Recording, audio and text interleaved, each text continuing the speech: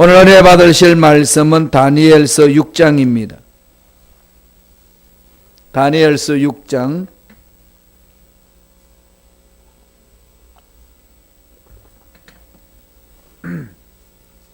다니엘서 6장 10절 한 절만 보겠습니다. 다니엘서 6장 구약성경 1246페이지 다니엘서 6장 10절입니다.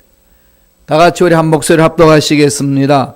다니엘이 이 조서에 왕의 도장이 찍힌 것을 알고도 자기 집에 돌아가서는 윗방에 올라가 예루살렘으로 향한 창문을 열고 전에 하던 대로 하루 3번씩 무릎을 꿇고 기도하며 그의 하나님께 감사하였더라.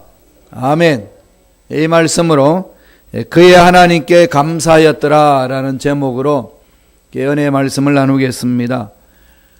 성경 인물 중에 다니엘은 많은 성도들이 좋아하는 사람 중에 한 사람입니다. 특별히 다니엘을 좋아하죠. 저도 다니엘을 좋아합니다. 저 영어 성경 이름이 뭔지 아시나요? 데니엘 킴. 제 이름이 데니엘 킴이에요. 다니엘입니다. 선교사가 저한테 이렇게 신학 공부할 때 저를 보고 다니엘 같다 이렇게 해서 이제 붙여진 이름이에요. 그래서부터 저도 다니엘 많이 읽고 연구하고 또 그 길을 아주 사랑하게 됐어요. 왜 사람들이 다니엘을 좋아할까요? 굉장한 일을 이루었죠. 정말로 성공한 사람입니다. 그러나 정말 똑똑합니다. 바벨론 포로로 끌려가가지고요, 내 왕정을 섬긴 사람이에요. 느부갓네살 왕, 벨사살 왕, 그 다음 다리오 왕, 그 다음 고레스 왕. 한 왕 섬기기도 힘든 일꾼인데 네 왕을 거쳤습니다. 그러니까 네 왕조를 지나면서 하나님 앞에 쓰임받은 일꾼이라는 거죠. 어마어마하지 않습니까? 오늘 이 성경을 보면은 그 다리오 왕, 다니엘이 다리오 왕 때에 일어난 이야기를 설명해 줍니다. 메대 사람이라고 그랬죠. 바벨론이 멸망받고 나서 메대가 페르시아로 넘어가기 전에 통치했던 왕. 한 2년간 바벨론 멸망받는 그 순간에 메대 사람 다리오가 통치했습니다. 그 통치하는 방법이 아주 광범위했어요. 남쪽으로 애굽에 이르기까지. 북쪽에는 저 이제 바벨론, 페르시아, 지금 페르시아로 바벨론 이후에 바사 왕이 있는데 그 페르시아 지역까지. 이러다가 보니까 그 지역 모든 것을 통치할 수 있는 방백들이 필요했습니다. 하나의 어떤 영주처럼 120명을 세웠어요. 120명을 세웠는데 그 120명을 총리 한 명으로 다 이렇게 관할을 못하니까 다리오 왕 밑에 세 총리를 세웁니다. 그래서 유대인 중에 포로로 끌려온 다니엘을 그 총리 중에 한 명을 세웠어요. 그 중에도 수석 총리로 세웁니다. 그러니까 이 터줏대감이라는 게 있잖아요. 터세를 부리잖아요. 이 터세가 참 문제가 심각해요. 교회에도 터세 부리면요, 새신자들이 못 와요. 이렇게 예배 드리다가도 자기 자리 있다고 새신자 오면 비키라고 그래요. 이러면 큰일 나지 않나요? 그러면 새신자들이 그래, 무슨 이런 교회가 있냐. 이 터세가 참 무서운 거거든요. 여기도 이 다리오 왕 밑에 있는 이 방백들도 세운 총리들 중에 터세가 있습니다. 이 다니엘이 이 이방인인데 끌려와가지고 포로로 있다가 총리가 됐다는 게 말이 안 된다는 거죠. 그래서 다니엘 뒷조사를 했습니다. 사람이 털어서 먼지 안 날 사람이 있나 그런데 다니엘은 먼지가 안 났습니다. 아무 흠을 못 잡았어요. 흠을 못 잡았는데 다니엘을 넘어뜨릴 수 있는 방법을 찾았습니다. 그 방법이 뭐냐? 30일 동안에 다리오 왕을 높이기 위하여서 사람들이 음모를 꾸미는 거죠. 다니엘을 죽이려고. 그래서 왕한테 신하들이 가가지고 왕의 군의를 세워야 됩니다. 이 느부갓네살 왕, 벨사살 왕들은요, 아주 강대한 왕으로서 강대한 국가를 이끌어 갔습니다. 당신도 그렇게 이 권위가 있는 왕이 되어야 됩니다. 이렇게 신하들 하니까 싫어할 왕이 어디 있습니까? 너무 좋은 거예요. 그럼 그렇게 하자. 어떻게 하면 좋겠냐? 이제 왕의 신상 세워놓고 어느 누구도 왕 신상 외에 절하거나 기도하는 사람이 있으면은 그를 잡아서 사자굴 속에 집어 던집시다. 이러니까 왕이 너무 기분이 좋은 거예요. 그렇게 해서 법에다가 법령을 공포하고 왕이 사인을 했습니다. 그런데 그 나라 법은 왕이 한번 사인했다면 왕도 못 고칩니다. 그렇게 법령을 만들어 놓고 보니까 뒤돌아서다 보니까 딱 한 명이 걸렸어요. 다니엘이 그때서야 이 다리오 왕을 알게 됐습니다. 아, 이게 다니엘이 죽게 됐구나. 사자굴 속에 들어가게 됐구나. 이런 위기가 있었습니다. 잘 나가던 다니엘이 이제 위기를 만난 거죠. 방백들이 다니엘이 항상 하나님 앞에 기도하는 모습을 지켜본 거죠.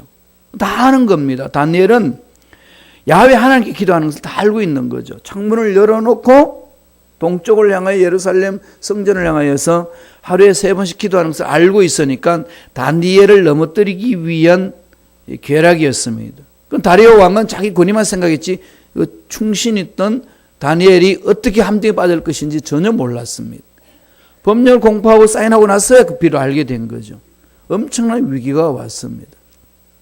그러니까 다리오 왕도 어떤 마음이겠어요? 야, 다니엘아, 30일만 참으라. 기도하고 싶으면 이불 속에 들어가서 하고 문 닫아놓고 아무도 모르게 하라. 그런 마음이 있었지 않겠어요? 왜 다니엘을 사랑하니까.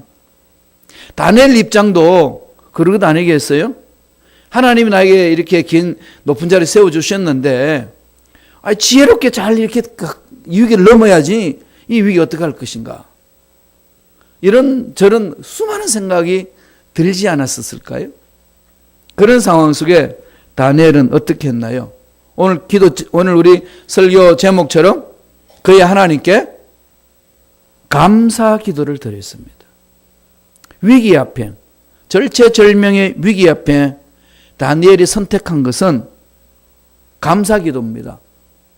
그 감사 기도를 드리면 어떻게 되죠? 죽는 거죠. 사자굴 속에 들어가는 겁니다.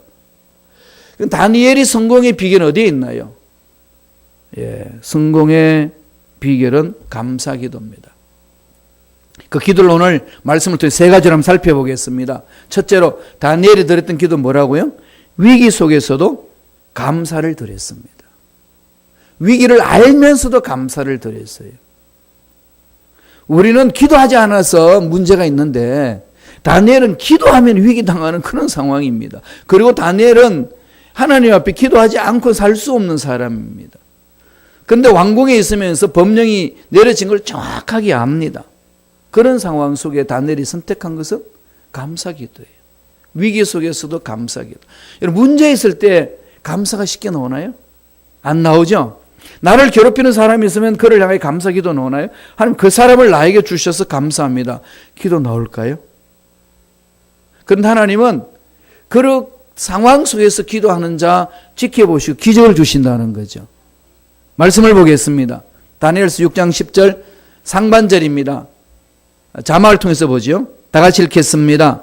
다니엘이 이 조서에 왕의 도장이 찍힌 것을 알고도 이게 중요하잖아요. 알고도 왕의 신상 외에 다른 사람한테 다른 신에게 절하면 사자굴 속에 들어간다. 알고도 하나님 앞에 무릎을 꿇습니다. 이게 다니엘이에요. 나를 괴롭히는 사람이 나를 괴롭히는 문제가 내 앞길을 가로막는 어려운 상황이 있음을 알고도 하나님 나에게 왜 이런 일을 주셨습니까가 아니라 하나님 감사합니다. 차고 나가는 거죠. 하는 게 감사합니다. 그런데 이게 말처럼 쉽지 않습니다. 이 말하면 꼭 여러분 속에 질문이 있을 거예요. 목사님 어떻게 하세요? 어떻게 할 것 같아요? 짜증내요 저는. 되게 짜증납니다. 하나님 이럴 수 있나요? 한참 따지다가 다니엘서를 보죠. 야, 다니엘은 어떻게 했냐? 그걸 알고도 무릎을 꿇었습니다. 저도 무릎을 꿇겠습니다. 이런 순차로 가요. 그래서 늘 처음부터 짜증내지 않고 그냥 감사로 달려가자. 요새 기도 제목이 그겁니다. 일 터지면 감사하자. 괴롭힌 문제 있으면은 하나님 이 문제로 인해서 감사합니다. 왜냐하면 하나님 살아계셔서 이 문제도 풀어주실 줄로 믿기 때문에 감사합니다. 이러는 거죠. 사자굴 속에 들어간다는 사실은 다니엘을 알고도 기도합니다. 그 기도도 뭐죠? 감사죠. 예, 감사는 환경이 아니고 믿음의 문제입니다. 그러므로 저와 여러분은 환경에 따라 왔다 갔다 하는 감사가 아니라 전능하신 하나님을 바라보고 감사를 외치는 거죠. 독일에 유명한 신학자 있습니다. 히틀러를 대항하다가 히틀러를 암살시키려고 하다가 사형당한 사람인데 이 보네프라는 목사예요. 유명한 천재 신학자고. 제가 공부했던 독일 보은대학에 칼바르트 유명한 신학자가 있었는데 히틀러를 대항했습니다. 그때 보네프가 보은대학에 와서 같이 세미나 하면서 아주 위대한 말들을 많이 했습니다. 그분이 이런 말을 했어요. 기독교인과 비기독교인을 구분하는 방법은 간단하다. 불평과 원망을 일삼는 사람은 비기독교인이다. 그러나 범사에 감사하는 사람은, 감사하는 마음으로 살아가는 사람은 바로 기독교인이다.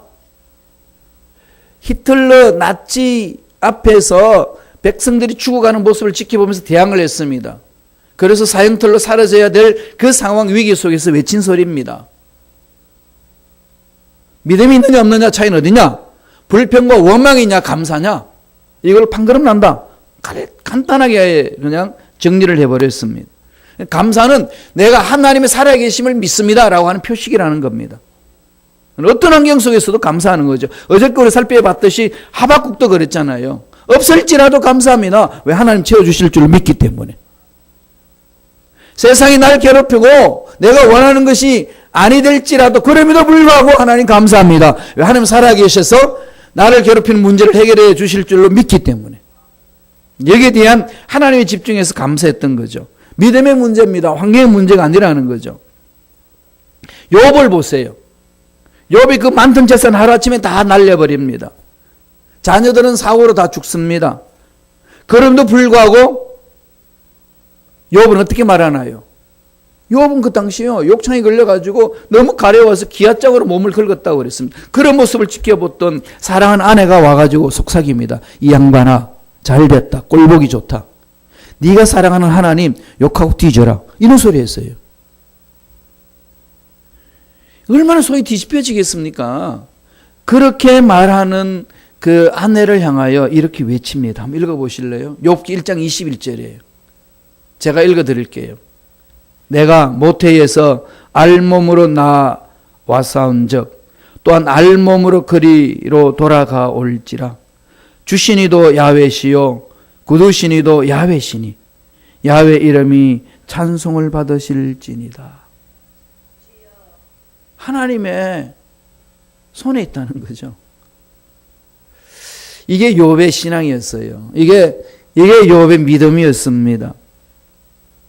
바울이 신약에 넘어오면은 고린도 후서 8장에 보면은 마게도니아 교회, 오늘날 마체도니아라고 그러잖아요. 유럽의 관문. 교인들이 바울의 사역에 풍성한 감사의 예물을 드렸습니다. 그 마게도니아 사람들이 어떻게 그 풍성한 연보를 드린지 아십니까? 바울은 이렇게 고백합니다. 고린도 후서 8장 2절에요. 이렇게 이야기하고 있어요. 다 같이 한번 읽어보지요. 환난의 많은 시련 가운데서 그들의 넘치는 기쁨과 극심한 가난이 그들의 풍성한 연보를 넘치도록 하게 하였느니라. 여러분 이게 있을 수 있나요? 사업도 잘 되고 풍성한 돈을 모았던 결과로 이렇게 풍성한 연보를 드렸다 이런 얘기가 아니라 극심한 가난이 그들의 풍성한 연보를 넘치도록 드렸다. 하나님께 마음이 집중했다는 거죠. 하나님께 마음이 집중한 겁니다. 여러분 추수감사절점에 올 때 나를 살려주시고 여기까지 오게 하신 하나님, 내 원대로 되지 않는 일들이 수많이 펼쳐져 있지만 그럼에도 불구하고 여기 있게 하셔서 하나님을 만나게 하셨다는 사실 하나만으로도 감사할 수밖에 없지 않나요? 이런 감사가 넘쳐나야 된다는 거죠. 감사는 믿음의 문제입니다. 이게 하나님께서 우리에게 허락해 주시는 은혜입니다. 알고도 감사할 줄 아는 것. 위기 속에서 그 위기가 나를 덮칠 것이라는 걸 알고도 하나님이 살아계셔서 이끌어 주실 것을 믿고 감사하는 것. 이게 중요하지 않습니까? 감사는 우리 삶에 있어서 빼놓아서는 안 됩니다. 선진 문화는요, 늘 감사가 있습니다. 주면서도 감사하죠. 물건 사면서도 땡큐 그럽니다.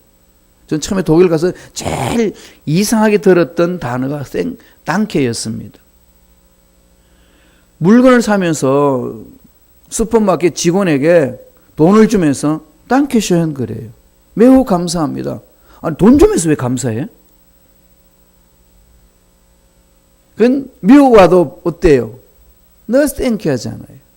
우리 이 문화 살면서 이런 걸 배워야 되지 않을까요? 입만 열면 감사가 있는 거죠. 오늘 다니엘이 그렇습니다. 두 번째 다니엘은 뭘 했나요? 습관대로 감사를 드렸습니다. 습관대로. 두 번째 오늘 주시는 메시지는 다니엘의 감사는요, 습관대로 감사를 드렸다는 거예요. 체질화되었습니다. 감사가. 잘 사는 나라들은 다 보면은요, 이미 마음이 그렇게 되어 있어요. 기독교 마음에는요, 하나님을 아는 사람들의 마음에는 감사가 습관적입니다. 입만 열면서 물건을 사도 돈 주면서도 감사해요. 손해보면서도 감사합니다. 땡큐, 땡큐. 정말 멋지지 않나요? 말씀을 보겠습니다. 다니엘서 6장 10절 하반절입니다. 다 같이 한 목소리 읽습니다. 자기 집에 돌아가서는 윗방에 올라가 예루살렘으로 향한 창문을 열고 전에 하던 대로 하루 3번씩 무릎을 꿇고 기도하며 그의 하나님께 감사하였더라. 전에 하던 대로 습관이죠. 이런 좋은 습관을 만드는 게 중요합니다. 우리가 죄 짓는 것은 습관이 나쁘게 자꾸 이렇게 길들여져 있기 때문에 돌아서기가 너무 힘든 거죠. 똑같은 죄를 반복하는 거 한번 보세요. 나도 모르게 그런 죄를 짓는 습관이 배어 있습니다. 거짓말하는 사람은요, 밥 먹듯이 그렇게 습관적으로 거짓말을 해요. 아무 의미가 없는데 그런 말 해든 안 하든 자기는 아무 상관없는데 그냥 거짓말해요. 펑튀기하고. 왜 그럴까요? 습관적으로 그래요. 습관적. 그렇지 않나요? 우리가 습관적으로 죽겠다, 배고파 죽겠다, 좋아서 죽겠다, 이 습관적으로 말이 막 나와요. 바꿔야 됩니다. 이러지 마셔야 돼요. 이렇게 하다 보면 애들도 그래. 한숨 푹 쉬면서, 야, 배불러 죽겠네. 그걸 왜 대물림을 줘요, 우리가. 이 습관을 고쳐야 되는 게 중요한 거죠. 감사하는 생활이 다니엘은 몸에 배어있기 때문에 조서를 꾸며가지고 너희들 다리오 왕 신상 앞에 절하지 않고 다른 데 앞에 기도하면은 사자굴 속에 들어간다. 방을 붙였습니다. 각오하고 가는 거죠.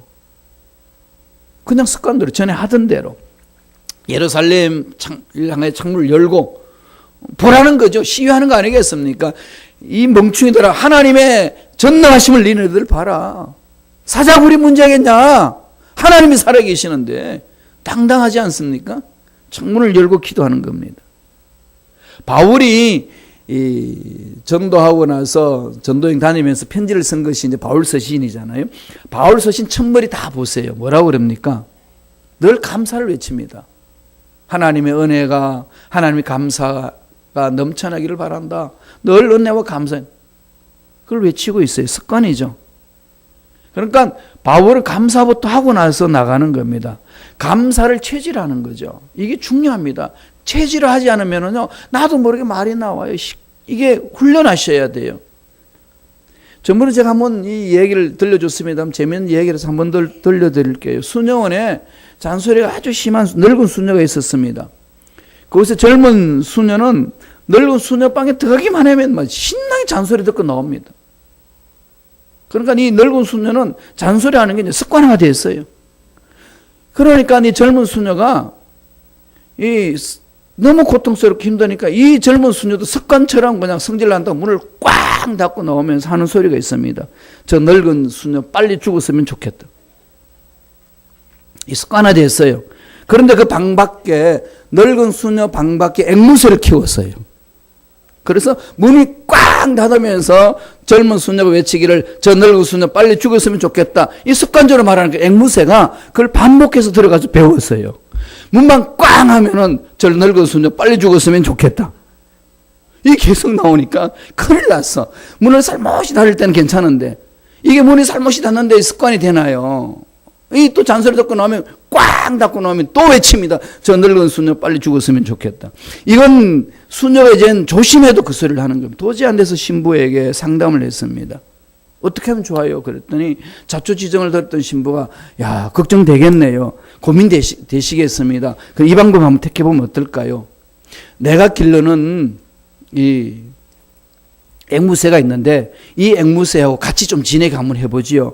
그러면은 같이 지내면 말을 좀 닮을 수 있지 않겠습니까?